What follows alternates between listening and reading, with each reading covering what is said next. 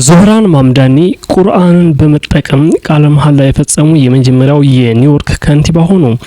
ዞህራን ማምዳኒ ሐሙስ ዕለት በአዲሱ ዓመት የመጀመሪያው ቀን ቁርአንን በመጠቀም ቃለ መሐላ የፈጸሙ የመጀመሪያው የኒውዮርክ ከተማ ከንቲባ ሆነዋል።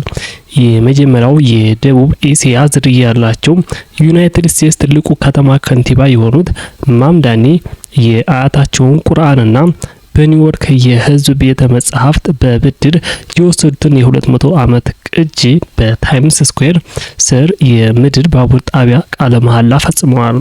በመቀጠልም ሁለት የቁርአን ቅጂዎችን በመጠቀም አርብ በኒውዮርክ ከተማ አዳራሽ በቀኑ ስነ ስርዓት ለመጠቀም አቅደዋል። ከቤተ መጻሕፍት የተዋሱት ታሪካዊው ቁርአን በአንድ ወቅት የጥቁር ታሪክ ምሁርና ደራሲ አርቱሮ ሾምበርግ 4000 መጽሐፍቶችን እንደ አውሮፓውያን አቆጣጠር በ1926 የሾምበርግ ጥቁሮች ባህል ምርምር ማዕከል ከተለገሰው የተገኘ ነው። ደራሲው ሾምበርግ በፖርቶ ሪኮ በ1870ዎቹ ከጀርመን እና ከአፍሮ ካሪቢያን ዝርያ ወላጆቹ ተወለደ። በኋላም ወደ ኒውዮርክ ያቀና ሲሆን በ1920ዎቹና በ1930ዎቹ በኒውዮርክ ጥቁር ማህበረሰብ ውስጥ ከፍተኛ እንቅስቃሴን አድርጓል። ቤተ መጻሕፍቱ የማምዳኒ የሾምበርግ ቁርአን ለመጠቀም ያደረገውን ውሳኔ አወድሶታል።